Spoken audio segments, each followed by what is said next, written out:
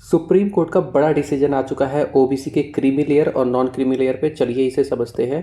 तो supreme court की जो रूलिंग है उसके अकॉर्डिंग बोला गया है कि parental salary alone can not decide OBC का क्रीमी लेयर स्टेटस। यानी कि सुप्रीम कोर्ट ने सीधा सीधा बोल दिया है कि पेरेंट की सैलरी ही केवल डिसाइड नहीं कर सकती कि बच्चा क्रीमी लेयर से बिलोंग करता है या नॉन क्रीमी लेयर से।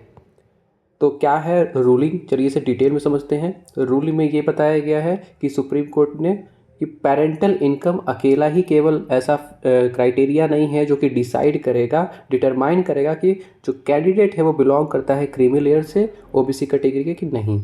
यानी कि क्रीमी लेयर वो लेयर्स होती है, वो ऐसा रिजर्वेशन कैटेगरी होती है जिसमें एक बच्चे को कोटा मिलता है, रिजर्वेशन मिलता है ओबीसी कैटेगरी के अंदर। तो जजमेंट ने एक चीज़ और एम्फसाइज़ की है इस चीज़ को लेकर के कि स्टेटस और कैटेगरी ऑफ पेरेंट्स एम्प्लॉयमेंट वो भी देखना बहुत ज़्यादा ज़रूरी है अगर बच्चे को एलिजिबल बनाना है रिजर्वेशन बेनिफिट के लिए। तो यानी कि केवल पेरेंट का इनकम ही नहीं, साथ साथ उनका जो पेरेंट के एम्प्लॉयमेंट का जो स्टेटस है, उनकी कैटेगरी है, उनकी जो पोस्ट है, उसको भी कंसिडर किया जाना ज़रूरी है। क्राइटेरिया फॉर गवर्नमेंट एम्प्लॉयमेंट, क्या क्या क्राइटेरिया है जो भी एग्जिस्टिंग क्राइटेरिया है गवर्नमेंट का, वो प्लान देखते हैं।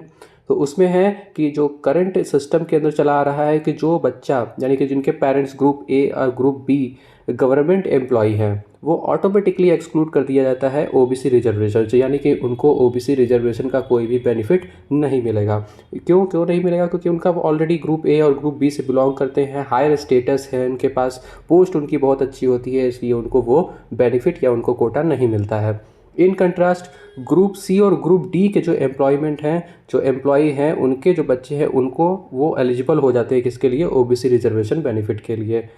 और जो एक क्राइटेरिया है, जो एक थ्रेशोल्ड सेट किया गया है ग्रॉस एनुअल इनकम को लेकर के, तो वो जो प्रेजेंट इनकम थ्रेशोल्ड है वो आइडेंटिफाई करने के लिए कि क्रीमी लेयर से बिलोंग करता है कि नहीं, वो है 8 लाख पर एनम। यानी कि जिसका ग्रॉस एनुअल इनकम 8 लाख या उससे ऊपर होगा वो क्रीमी लेयर के अंदर आएगा। यानी कि उनको किसी भी टाइप का रिजर्वेशन ओबीसी के अंदर नहीं दिया जाएगा।